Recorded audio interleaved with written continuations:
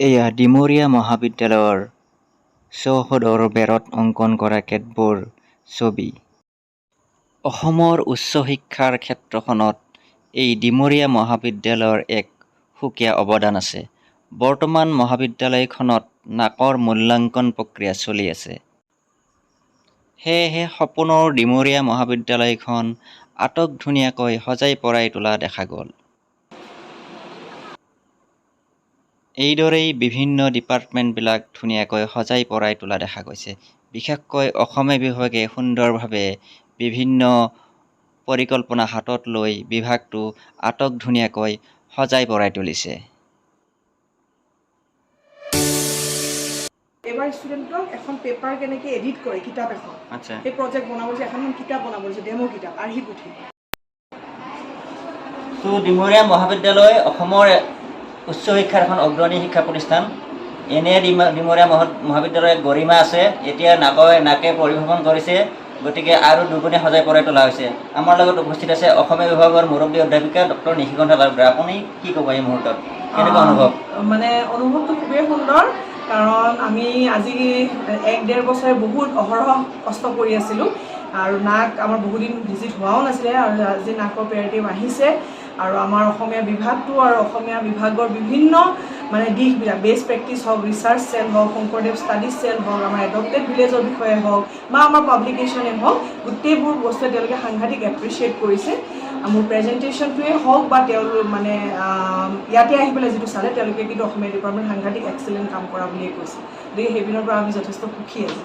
ছাত্ৰ ছাত্ৰীসকলক কি ক'ব যে কোনোবা ছাত্ৰ ছাত্ৰীয়ে যদি ডিমৰীয়া কলেজত অধ্যয়ন কৰিব বিচাৰে, কিদৰে আহ্বান জনাব?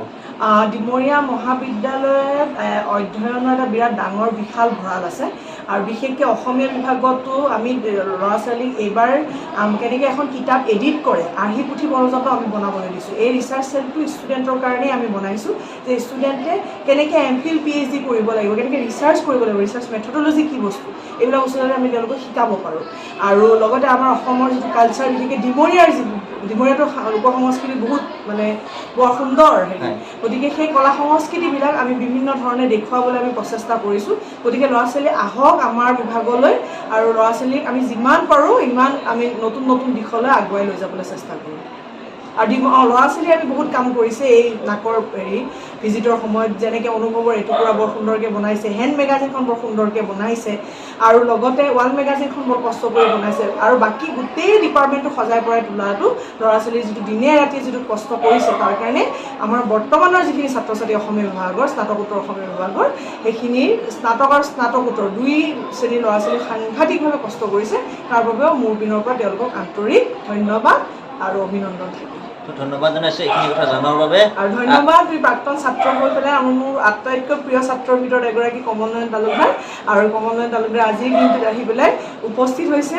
লগতে আমাৰ অসমীয়া বিভাগৰ এলুমনিৰ যিখন আছিল কমিটি আছিল, তাৰ প্ৰেচিডেণ্টটো আছিলে কমল নয়ন। গতিকে আজিৰ দিনটোত কমল নয়নক এনেকৈ দেখা পায়, আৰু কমল নয়ন লগতে আমাৰ প্ৰাক্তন ছাত্ৰ ছাত্ৰীৰ যিখিনি ফিডবেক, সেইখিনিয়ে আমাক আৰু কাম কৰি যোৱাত অৰিহণা যোগাব। ধন্যবাদ। খুব ভাল লাগিল, আৰু আমি আশা কৰিম ডিমৰীয়া মহাবিদ্যালয় এদিন ডিমৰীয়া ইউনিভাৰ্চিটি হ'ব, আমি সেইটো আশা কৰিছোঁ। হোপ ফৰ দ্য বেষ্ট, খুব আমিও আশাবাদী। তো এতিয়া আপোনাৰ লগত আৰু বাকী কি কি কাম হৈছে ডিমৰীয়া কলেজৰ চাম আমি একেলগে। ঠিক আছে।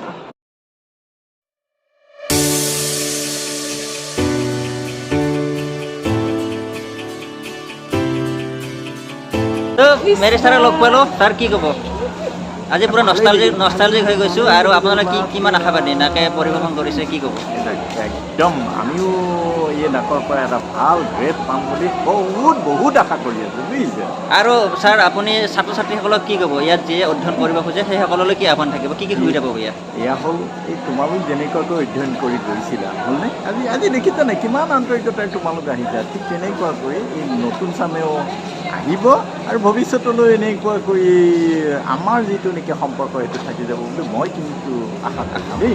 আমি সকলোৱে আশা কৰিছোঁ ডিমৰীয়া কলেজ গৈ অচিৰেই ডিমৰীয়া ইউনিভাৰ্চিটি হওক, সেয়া কামনা কৰিছোঁ। সেইটো সদায়ে থাকিব, সেই আশা সদায়ে থাকিব, যেতিয়ালৈ সেই আশাটো পূৰণ নহয়। হ'ল, ঠিক আছে। মেৰি ছাৰক লগ পাই ভাল লাগিল, আমাৰ বন্ধুৰ দৰে। বন্ধু বুলি ভাবিব পাৰোঁ নিশ্চয়, যদিও আপোনাৰ শিষ্য। এই ক্লাছ কৰি থকাৰ দিনৰ পৰা এতিয়াও সেই বন্ধুই হ'ল, আমাৰ ষ্টুডেণ্ট আৰু বন্ধু একেই। গৈ গোটেই কলেজখন চাওঁ আজি ঘূৰি, মানে ইমান দিনৰ মূৰত আহিছোঁ। নিশ্চয় ধন্যবাদ। অনিৰ্বাণ একালৰ মোৰ ৰুমমেট। অনিৰ্বাণ, অনুভৱ কেনেকুৱা কোৱা? নিশ্চয় বহুত ভাল অনুভৱ। আজি বহুত দিনৰ মূৰত কলেজ আহিছোঁ। কলেজ আহি পৰিৱৰ্তন কি দেখিছা? পৰিৱৰ্তন যথেষ্ট, বিশেষকৈ ৰঙৰ পৰিৱৰ্তন হৈছে। আচ্ছা, কাৰণ আচ্ছা। আগতে বগা আৰু নীলা আছিলে, এতিয়া হালধীয়া হৈ গ'ল চাৰিওফালে, ৰঙৰ পৰিৱৰ্তন হৈছে। আৰু বাকী বিভিন্ন ধৰণৰ পৰিৱৰ্তন হৈছে। কলেজখন আন্তঃগাঁথনিৰ যথেষ্ট প্ৰয়োজন, ইয়াতে পৰিৱৰ্তন দেখা গৈছে। গতিকে ভাল লাগিছে। ঠিক আছে, লগ পাম। নিশ্চয় ঘূৰি আছে ন? ঘূৰি আছোঁ। অঁ, ঠিক আছে, যাওঁতে মোক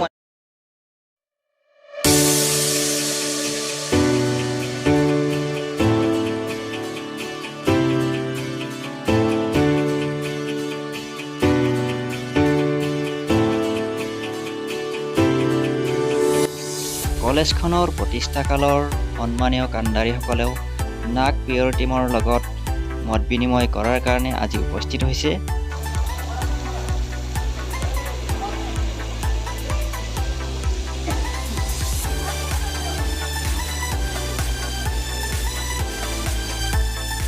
এনেদৰেই মহাবিদ্যালয়খন অপৰূপ সৌন্দৰ্যৰে মহীয়ান হৈ পৰিছে।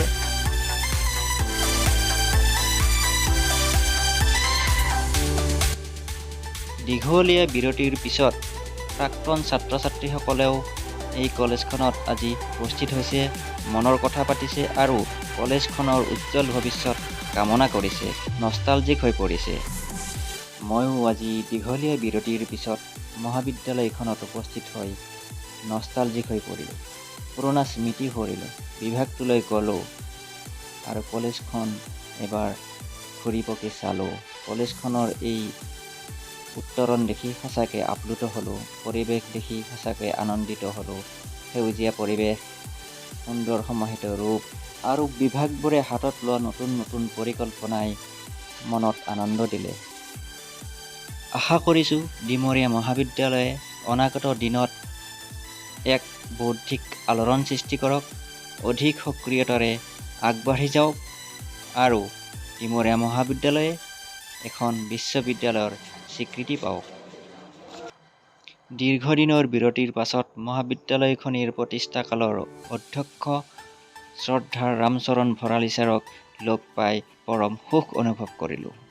মহাবিদ্যালয়খনিৰ স্নাতকোত্তৰ অসমীয়া বিভাগৰ ছাত্ৰ হিচাপে মোৰ জীৱনত ডিমৰীয়া মহাবিদ্যালয়ৰ অৱদান অপৰিসীম।